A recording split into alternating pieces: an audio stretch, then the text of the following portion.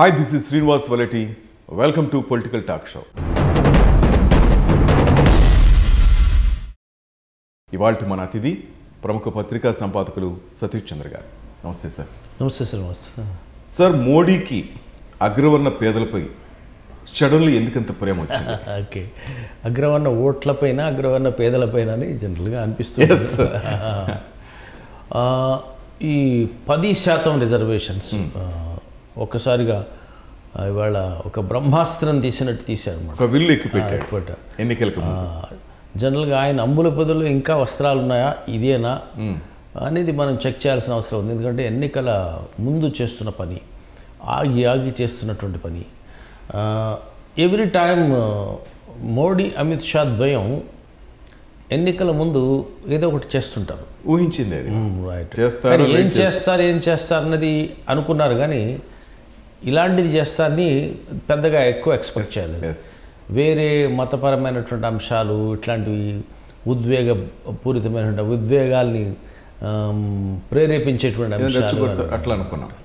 అయితే ఇది కూడా ఉద్వేగాలకు దూరమైన అంశమేం కాదు. రిజర్వేషన్స్ ఉద్వేగాలకు దూరమైన అంశం కాదు. రిజర్వేషన్స్ సంబంధించి భారతదేశ చరిత్రలో అనుకూలంగాను వ్యతిరేకంగాను చాలా అద్భుతమైన ఉద్యమాలు నడిచాయి. సో పెద్ద ఆందోళన నడిచాయి. యాంటీ రిజర్వేషన్ మూమెంట్ నడిచింది, అట్లాగే ప్రో రిజర్వేషన్ మూమెంట్ నడిచింది. సో రిజర్వేషన్ అంటే ఎమోషన్స్ వస్తాయి, తప్పకుండా. ఇప్పటికి కూడా దేశంలో పలు చోట్ల రిజర్వేషన్ ఉద్యమాలు నడుస్తున్నాయి. ఆంధ్రప్రదేశ్లో కాపు రిజర్వేషన్ ఉద్యమం కోసం ఎప్పటి నుంచో ముద్రగడ పద్మనాభం లాంటి నేతలు చేస్తూ ఉన్నారు. అట్లాగే హార్దిక్ పటేల్ కోసం ఉద్యమాలు చేస్తున్నారు, జార్జ్ కోసం చేస్తున్నారు. సో పైపచ్చి ఎంత ఏ స్థాయిలో ఉంటుంది. ఇదైతే ఏకంగా మనకి తునిలో ఒక ఘటన ఆ తీవ్ర స్థాయి వరకు కూడా వెళ్ళిపోయిన సందర్భం ఉంది. అది ఆర్గనైజర్స్ చేతిలో ఉండదు ఒక్కొక్కసారి. కాబట్టి ఎమోషన్స్ ఏ స్థితిలో వెళ్ళిపోతాయో కూడా చెప్పలేం. సో కాబట్టి this is definitely it's a fire walk ఖచ్చితంగా. అయితే ఎందుకు చేశారు అది దాట్స్ క్వైట్ ఇంట్రెస్టింగ్ అనేది ముఖ్యం. మీకు 2017 అసెంబ్లీ, ఉత్తరప్రదేశ్ అసెంబ్లీ ఎన్నికలప్పుడు చూడండి, జస్ట్ అది ఫిబ్రవరి నెలలో 17 ఫిబ్రవరి నెలలో ఎన్నికలు జరిగాయి. యూపీ అసెంబ్లీకి కీలకమైంది. సో ఒక 3-4 నెలల ముందే మనకు పెద్ద నోట్ల రద్దు వచ్చింది. సో చాలా ఇంపాక్ట్ క్రియేట్ అయింది. సో దాని మీద ప్రజలు నష్టపోవడం, ఇబ్బంది పడడం, క్యూలో నిలబడడం ఈ ఒక్క అంశం అయితే దాని మీద ఒక రాజకీయపరమైనటువంటి విమర్శ కూడా చాలా తీవ్ర విమర్శ చేశారు. ఏంటంటే ఒక ప్రత్యర్థుల చేతుల్లో ఉండేటువంటి మనీ చెల్లకుండా పోయి మన దగ్గర మనీ చెల్లుబాటు అవుతుంది అనుకోండి, ఎన్నికలంతా మనీ అనుకోండి, ఎలా ఉంటుంది? సో కాబట్టి అది ఆ కారణంగా గెలిచారా, అదే ఒక కారణమా అనేది పక్కన పెడితే అది ఒక కారణమే అనేటువంటి విమర్శ వచ్చింది. సో ఫైనల్గా బ్లాక్ మనీ తీస్తున్నాం అనేటువంటి కీర్తి కూడా ఆ టైంలో వచ్చింది. అంతిమంగా 99.3% 1000 రూపాయలు 500 నోట్లు వెళ్ళి రిజర్వ్ బ్యాంకులో కూర్చున్న ఏది నల్లధనం అంటే ఏదీ లేదని. కాబట్టి నల్లధనం తెస్తామన్న వాళ్ళంతా కూడా తెల్ల ముఖం వేయాల్సినటువంటి పరిస్థితి వచ్చింది. చివరికి బ్యాంకుల దగ్గర పైసలు బాగా కాజేసిన వాళ్ళు, వేల కోట్లలో తీసేసి వెళ్ళిన వాళ్ళు ఒక్కొక్కళ్ళు దేశం తరలి వెళ్ళిపోయారు. ఓకే, నోట్లు అయితే మన దేశంలోనే ఉన్నాయి, కానీ సో మనీని వైట్ కాలర్ క్రైమ్ లాగా చేసిన వాళ్ళు దేశం విడిచి వెళ్ళిపోయారు. సో అది కానీ ఎన్నికల అంశం వచ్చేసరికి అది పనిచేసింది అన్నారు. తర్వాత మధ్యలో ఒకసారి ఒక కౌ స్టోరీ నడిచింది. కౌ అనగానే కొంతమంది అధిక శాతం హిందువులకి పవిత్రంగా అనిపిస్తుంటుంది. సో కాబట్టి కౌ స్లాటరు, ఆవుని హత్య చేయడం, వధించడం, గోమాంసం తినడం, వీటి అంశం మీద సెన్సిటివ్ ఇష్యూ. దాంతో కూడా పోలరైజేషన్ అవుతుంది, హిందువుల ఓట్లు పోలరైజ్ అయ్యేటువంటి అవకాశం కనిపిస్తూ ఉంది. సో ఇప్పుడు ఉత్తరప్రదేశ్ ఎన్నికలు మజాగా ఉండబోతున్నాయి. ఎందుకంటే సార్వత్రిక ఎన్నికలంటేనే మనకి అందరి దృష్టి యూపీ మీద కేంద్రీకృతం. Because it is mini India. 80 parliament సీట్లు అంటే అయిపోయింది గేమ్. అక్కడ ఎవరు విన్ అయితే అక్కడ మనం ఇక్కడ 16 సీట్లు అంటే గేమ్ అయిపోయింది అంటున్నారు. 16 సీట్లు నాకు ఇవ్వండి, మొత్తం గేమ్ నేను ఆడి చూపిస్తానంటున్నారు కేసీఆర్ అంటున్నారు. అక్కడ 25 సీట్లు మ్యాక్సిమం ఇవ్వండి, నేను ఆడి చూపిస్తానంటున్నాడు చంద్రబాబు నాయుడు. మరి 80 సీట్లు ఉన్న చోట యూపీలో కాబట్టి ఎవరు అనాలి అక్కడ? సో లాస్ట్ టైం 70 తీసుకున్నారు కాబట్టి గేమ్ నరేంద్ర మోడీ ఆడగలిగారు లాస్ట్ టైం. సో ఈసారి అలా ఆడలేని కండిషన్ని క్రియేట్ అవుతుందా అన్న దాంట్లో ఇక్కడ 3 పాత్రలు ఉన్నాయి. అక్కడ ఒకటి మాయావతి గారు, 2 అఖిలేష్ యాదవ్ గారు, అట్లాగే రాహుల్ గాంధీ గారు. ఈ ముగ్గురు, రాహుల్ గాంధీ అంటే కాంగ్రెస్ పార్టీ అక్కడ. సో ఈ ఇద్దరు ఎస్పీ అండ్ బిఎస్పీ ఈ 2 గనక కలిస్తే బీజేపీ ఫ్యూజ్ కొడుతుందని ఎప్పటి నుంచో అంటుంటారు. అనేక సందర్భాల్లో కొట్టింది ఫ్యూజు. ఇంచేతంటే ఖచ్చితంగా అక్కడ కాస్ట్ బేసిస్ మీద ఓట్ బ్యాంక్స్ ఏర్పడిపోయి ఉన్నాయి. ఇవాళ ఏర్పడినవి కావు. షెడ్యూల్ కాస్ట్ ఓట్స్ అంటే మాయాజీ బెహన్జీకి వెళ్ళిపోతుంది. బీసీ ఓట్లు ప్లస్ మైనారిటీ ఓట్లు సమాజ్వాదీ పార్టీకి వెళ్తాయి. 2014లోనే ముజఫర్ నగర్ అల్లర్ల వల్ల ఒక లవ్ స్టోరీ అది. ఆ లవ్ స్టోరీ ఉండేటప్పుడు హిందువుల మధ్య ముస్లిం బీసీల మధ్య జరిగినటువంటి దానిని పెద్దది చేసుకుని ఇది హిందూ ముస్లిం అనేటువంటి దాని కింద బీజేపీ ప్రొజెక్ట్ చేయడం వల్ల ఈ బీసీస్ కొంతమంది బీజేపీ వైపు వచ్చారు. సో అక్కడ ఎస్పీ ఆ మేరకు పడిపోయింది. కానీ వాళ్ళిద్దరూ వేరువేరుగా కంటెస్ట్ చేశారు, ఎస్పీ అండ్ బీఎస్పీ ఒంటరిగానే పోటీ చేశారు. బట్ ఒంటరిగా పోటీ చేసినా మీకు ఆ సందర్భంలో 2014లో మీకు మాయావతికి 0 సీట్లు వచ్చాయి. కానీ పర్సంటేజెస్ 18-19 వరకు వెళ్ళిపోయింది. ఆల్మోస్ట్ 20% ఓటింగ్ శాతం ఎక్కడ చెక్కు చెదర్లా. సో అఖిలేష్ యాదవ్ కూడా ఓటింగ్ శాతం బాగానే వచ్చింది. ఈ కాంగ్రెస్ ఇవన్నీ కలిపితే డెఫినెట్గా ఎక్కువ ఉంటాయి, కానీ వీళ్ళు కలవరా. అయితే కలిస్తే ఏమవుతుంది అన్నది చాలా సందర్భాల్లో చూపించారు. 2014 తర్వాత ఉప ఎన్నికలు జరిగాయి అక్కడే. అప్పుడు మొదటిసారి ఉప ఎన్నికల్లో మాయావతి పోటీ పెట్టకపోతే ఎక్కువ భాగం ఎస్పీకి ఓట్లు, ఎస్పీలు గెలిచారు చాలా ఎక్కువ సీట్లలో. సో కాబట్టి అప్పుడే మహాగఠబంధన్ అనేటువంటి దాని వచ్చింది. సరే అప్పటిది ఇప్పుడు వరకు ఉంటుందా? సో ఇప్పుడు వరకు అప్పటి కథ వేరు ఇప్పుడు కథ వేరు కదా అని అనుకోవచ్చు. కాలం గడిచిపోతుంది. కానీ కథ మారలా. 2017లో ఎన్నికలయ్యాయి. ఎంపీగా ఉన్నటువంటి యోగి ఆదిత్యనాథ్ని ముఖ్యమంత్రి చేశారు. తర్వాత ఆయన ఎంపీ సీట్ ఖాళీ అవుతుంది కదా, ఆయన మరి ముఖ్యమంత్రి అయ్యారు కాబట్టి. సో ఎంపీ సీట్లు గోరఖ్పూర్లో కంటెస్ట్ పెట్టారు. గోరఖ్పూర్లో వరుసగా 5 సార్లు ఎన్నికైనటువంటి యోగి ఆదిత్యనాథ్ స్థానం, ఎలాంటి స్థానం అది, అక్కడ కోల్పోయారు. బెహన్జీ పక్కన కామ్గా ఉండి సపోర్ట్ ఇచ్చింది. ఎవరికి ఇచ్చారు? మన అఖిలేష్కి ఇచ్చినారు. సో ఎస్పీ వచ్చేసింది. అయితే మరి ఈ పని 2014 ముందే చేసి ఉండొచ్చు కదా.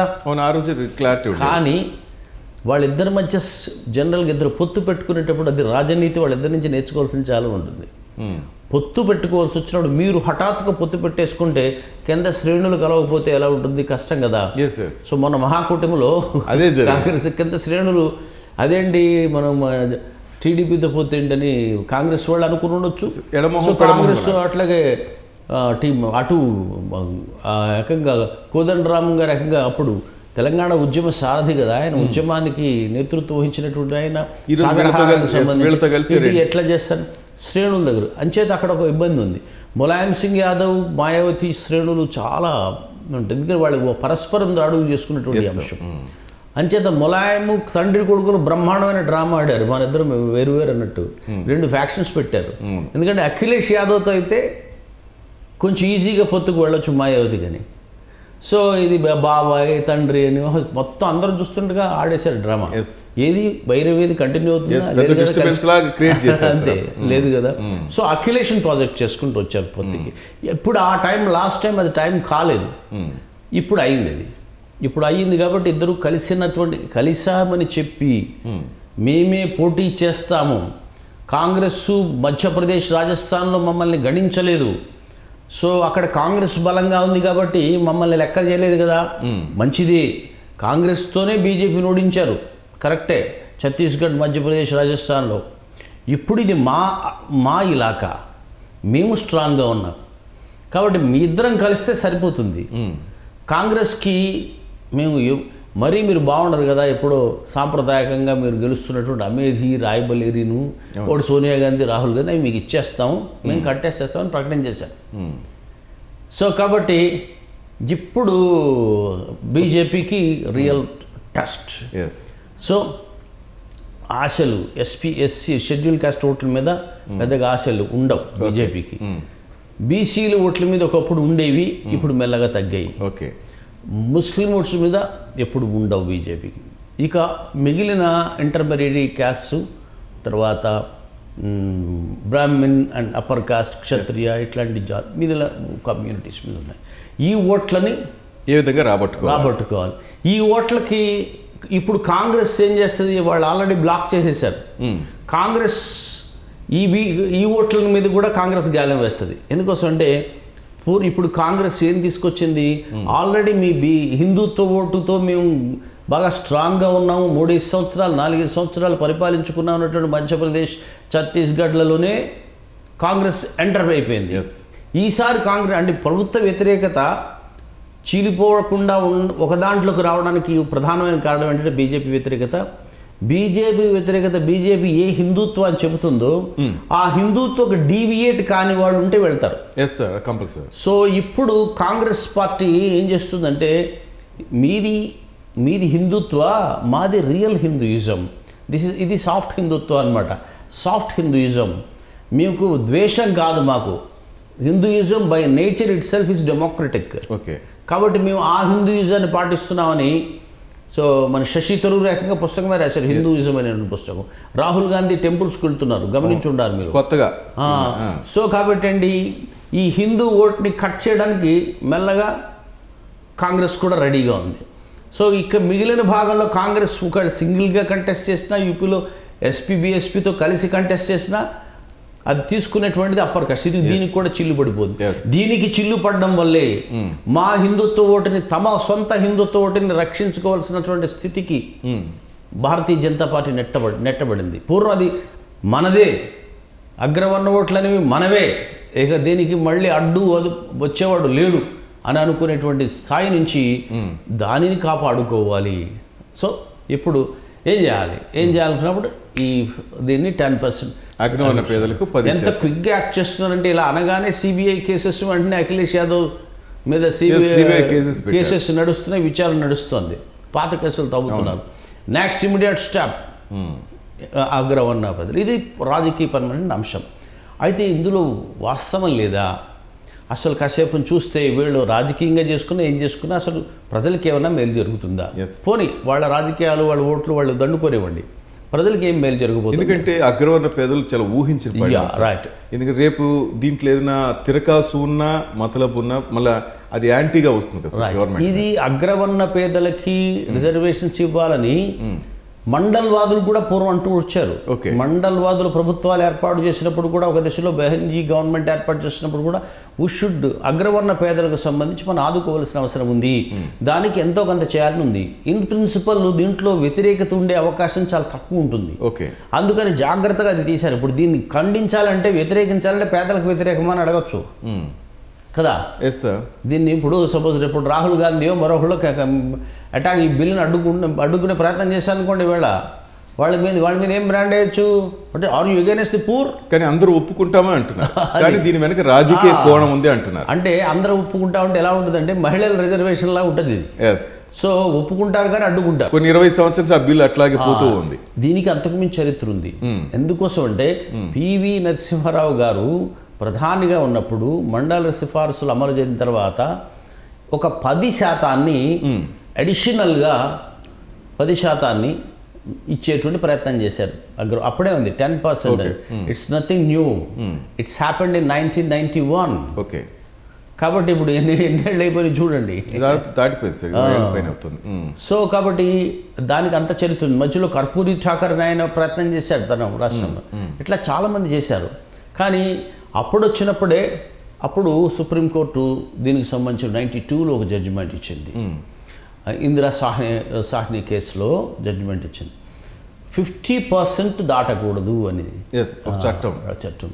50% దాటకూడదనే జడ్జిమెంట్ ప్రకారంగా ఇప్పుడు అన్నీ వర్తిస్తుంటాయి. సో 50% దాటకూడదని అన్నప్పుడు మనకు అంటే అప్పుడు మనకి వెంటనే జనరల్గా చూసినప్పుడు ఎస్సీస్ 15, తర్వాత ఎస్టీస్ 7.5 ప్లస్ బీసీస్ ఓబీసీస్ 27 కలిపితే 49.5, 50 దగ్గర ఆగిపోతుంది. సో ఇది అదొక అంశం. ఇంకొక రాజ్యాంగంలో ఇంకొక అంశం ఏంటంటే రిజర్వేషన్ ప్రొవిజన్ అనేది the very provision of reservation is based on social backwardness. సామాజికమైన వెనుకబాటుతనం మీద రిజర్వేషన్స్ ఉన్నాయి కానీ ఆర్థికపరమైన దాని మీద రిజర్వేషన్స్ లేవు. సో అనేది ఒకటి. ఇంకా థర్డ్ ఆస్పెక్ట్ ఏంటంటే ఓపెన్ కేటగిరీలో 50% అన్నా ఉంచకపోతే జనరల్ దాన్ని కూడా బ్లాక్ చేయాల్సిన అవసరం ఉండకూడదని. ఇంకొక ఫోర్త్ థింగ్ ఏంటంటే మిగిలిన ఓపెన్ కేటగిరీని ఎస్సీస్ని, బీసీస్ని, ఎస్టీస్ని ఈ క్లాసెస్గా చూసినట్టుగా దాన్ని క్లాస్ చూడకూడదు. ఆ క్లాస్ చూస్తే అప్పుడు అందులో ఎంత ఇవ్వాలని అనిపిస్తుంటుంది. దట్స్ నాట్ ఏ బ్లాక్, అది క్లాస్ కాదు అనేటువంటి ఇన్ని జడ్జిమెంట్స్ నేపథ్యంలో ఇప్పుడు దీన్ని ముందుకు తీసుకెళ్ళడం వెనకాల ఒక ప్రాబ్లం ఉంది. ముందుకు తీసుకెళ్ళాలంటే ఇప్పుడు ఫస్ట్ కాన్స్టిట్యూషనల్ అమెండ్మెంట్ చేయాలి. సో కాన్స్టిట్యూషనల్ అమెండ్మెంట్ చేయాలంటే కనీసం 2/3 వంతు మంది సహకరించాలి. 50% ఓట్ చేసిన అటెండెన్స్ మాత్రం 2/3 ఉండాలి ఖచ్చితంగా, ఎఫెక్టివ్ స్ట్రెంగ్త్ ఉండాలి. సరే దాన్ని ఏదో తంటాలు పడి మొత్తానికి పార్లమెంట్లో ఉభయ సభల్లో చేస్తారనుకుందాం. అది కూడా ఎప్పుడు పెట్టారు? వింటర్ సెషన్, శీతాకాలం ముగిసిపోతున్నటువంటి ఇంకొక పెట్టారు. ఇంకా మనకి ఎన్ని ఉంటుంది? ఇది 100 రోజుల షో. ఇది నెక్స్ట్ మనకి ప్రభుత్వం ఉండేది 100 days. నెక్స్ట్ మళ్ళీ బడ్జెట్ సెషన్లో వస్తుంది. బడ్జెట్ సెషన్లో అవుతుందా లేదా సరే ఆ పక్కన పెట్టేద్దాం. సో తీసుకువెళ్ళిన తర్వాత అప్పుడు కోర్టుకు వెళ్తారు. కోర్టుకు వెళ్ళిన తర్వాత కోర్టు తీర్పిస్తుంటుంది. కోర్టు తీర్పులో ఇంతకుముందు సుప్రీంకోర్టు ఆల్రెడీ ఎలక్ట్ చేసింది. మీరు parliament is of course supreme court తీర్పుని కూడా పూర్వపక్షం చేయగలిగినటువంటి సర్వోన్నత న్యాయస్థానం కావచ్చు, కానీ ప్రజాప్రతినిధి సభ పార్లమెంట్ అంతకన్నా పెద్దది, కరెక్టే. కానీ దాని పెద్దరికం ఎంతవరకు అంటే రాజ్యాంగం యొక్క బేసిక్ స్ట్రక్చర్ని మారుస్తానని అమెండ్మెంట్ చేస్తే అది చెల్లదు. కానీ ఇప్పుడు వాళ్ళు అంటుంది అదే కదా సార్. సో కాబట్టి basic structure of the constitution అనేది మనకి ఈ జస్టిస్ మీద సామాజిక వెనుకబాటుతనం మీద ఉన్నటువంటిది. కాబట్టి అది చెల్లి అవకాశం చాలా తక్కువ. దాదాపు అంచేతనే ఇది మరి ఎందుకు ఇంత చెల్లనప్పుడు, ఇంత హిస్టరీ ఉన్నప్పుడు ఎవరి కోసం చేస్తున్నారు మీరు? కానీ వాళ్ళు చెప్తుంది అదే సార్, చట్ట సవరణ చేస్తాం, రాజ్యాంగంలో మార్పులు తెస్తాం, ప్రజలకి అగ్రవర్ణ పేదలకు మేము అండగా ఉంటామంటారు. ప్రజలు నమ్మేస్తారు వీళ్ళు ఏం చెప్పిన అనుకుంటారా? రాజ్యాంగం మార్చడానికి అదే చెప్పాం కదా, రాజ్యాంగ సవరణలు చేయొచ్చు, కానీ రాజ్యాంగం యొక్క వెరీ ఫౌండేషన్సే కదుపుతానంటే సుప్రీంకోర్టు ఇంటర్ఫీర్ ఒప్పుకోదు.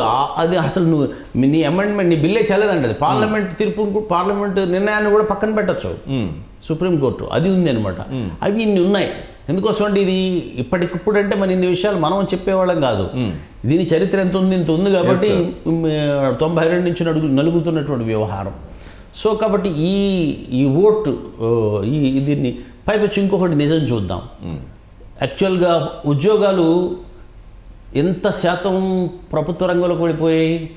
ప్రభుత్వ రంగంలో ఉంది 15% ఉన్నంటే చాలా మ్యాక్సిమం లెక్క. మిగతాది ప్రైవేట్ రంగం 85%. ప్రైవేట్ రంగంలో ఏ రిజర్వేషన్ అని ఉందా? లేదు. ఏ పేదలు వెళ్ళలేరు అక్కడికి. అగ్రవర్ణ పేదలు వెళ్ళలేరు, కింది వాళ్ళు వెళ్ళలేరు. కానీ ఏ పేదలు కార్పొరేట్ స్కూల్లో చదవలేదు. కార్పొరేట్ స్కూల్లో చదివిన వాళ్ళే సో దాన్ని మీరు అడ్రస్ చేయలేరు. సో కాబట్టి మీరేం చేస్తున్నారు? లేని ఆశని అగ్రవర్ణ పేదలకి కలిగించే ప్రయత్నం చేస్తున్నారు. గాల్లో దీపం.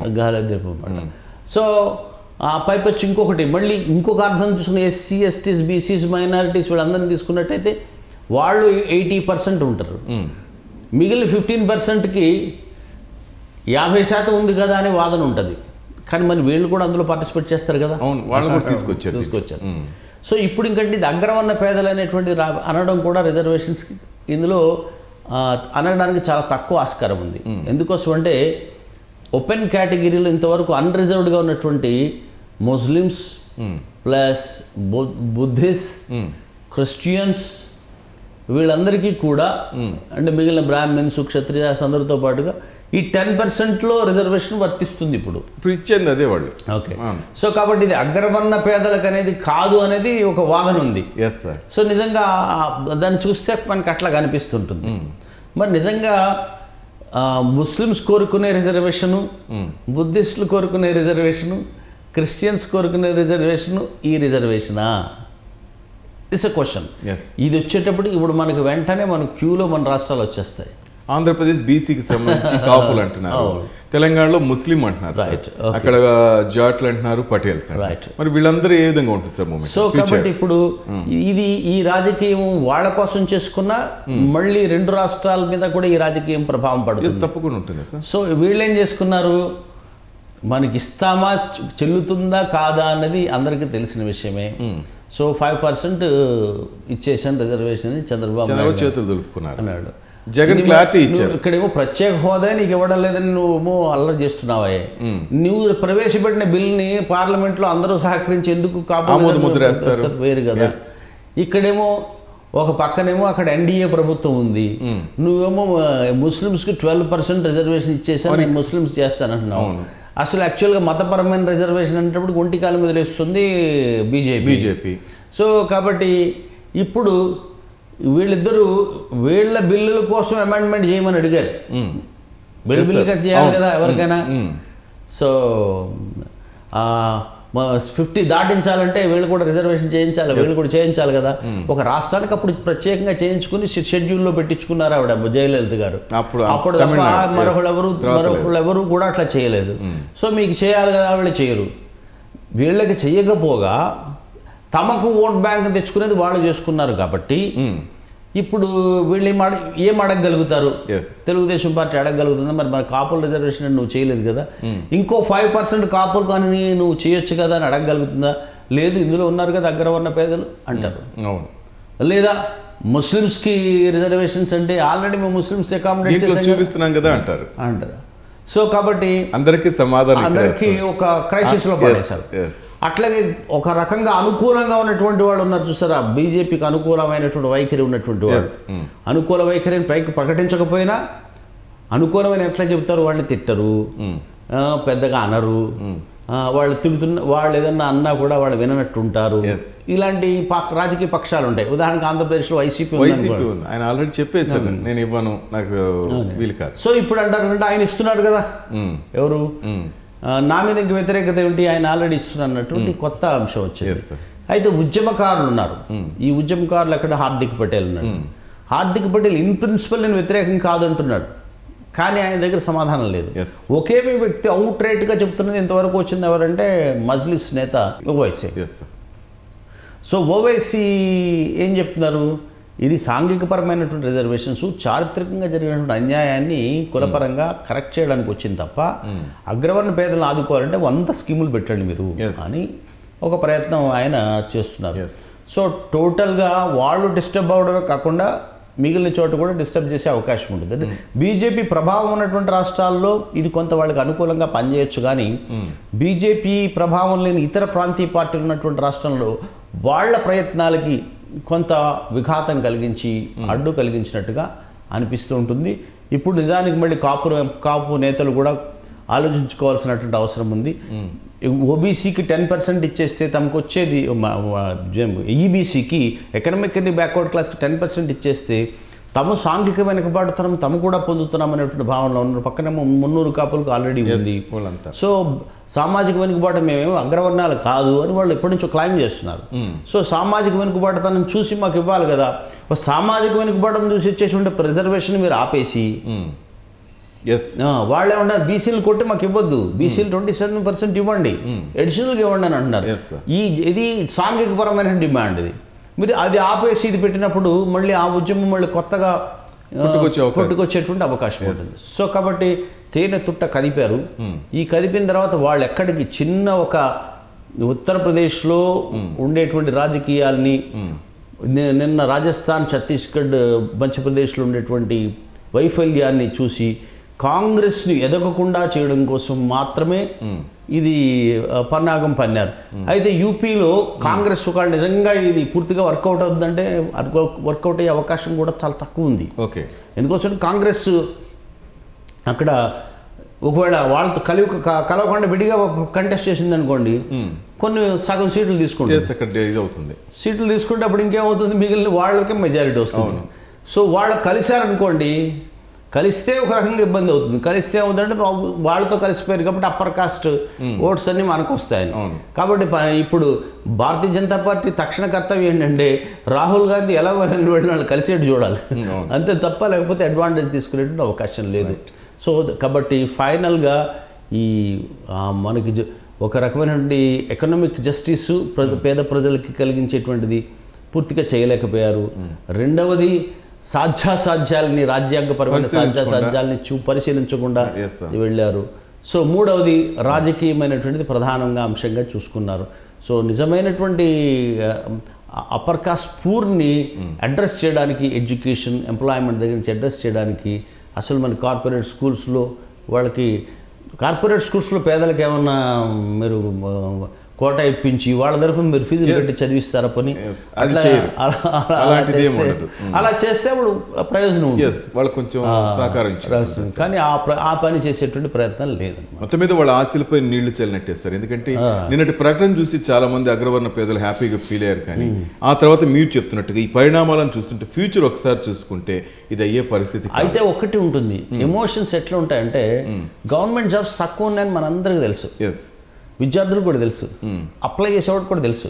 టీఎస్పీఎస్సీ, ఏపీపీఎస్సీ జాబ్స్ పడ్డాయనుకోండి, హండ్రెడ్స్లో జాబ్స్ ఉంటే ల్యాక్స్ అప్లై చేస్తారు. అంటే లాటరీ టికెట్ కొనుక్కున్నట్టుగా తగిలితే తగులుతుంది అంతే. అంటే బాగా తగ్గిపోతున్నటువంటి ఉద్యోగాల మీద, ప్రభుత్వ ఉద్యోగాల మీద ఎక్కువ ఉన్నప్పుడు ఉద్యోగాల కన్నా మోజు ఎక్కువ పెరిగింది. అవును, ఇప్పుడు పెరిగింది సార్. సేఫ్ జోన్ అని.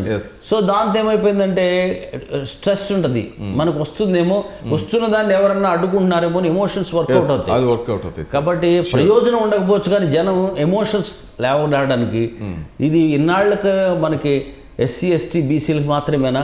పోనీ ఒకడు వచ్చాడు మనకి కనీసం మన గురించి ఆలోచించేవాడు ఒకడు ఉన్నాడు, చాయ్ వాలా కావచ్చు, మరొకడు కావచ్చు, చాయ్ వాలా ప్రధాన అయినా కూడా, ఆయన బీసీ అయినా కూడా ఆలోచించాడు, అదొక భరోసా అని ఒక ఎమోషన్స్ ని కొంతగా టికిల్ చేయడానికి అవకాశం లేకుండా ఉంది అనమాట. సో కాబట్టి ఎమోషన్ లేకుండా వాళ్ళు గేమ్ ప్లాన్ ప్లే చేయరు. ఇది game plan. Right. Thank you very much sir. ఇది వాళ్ళ political talk show. Keep watching 99 TV.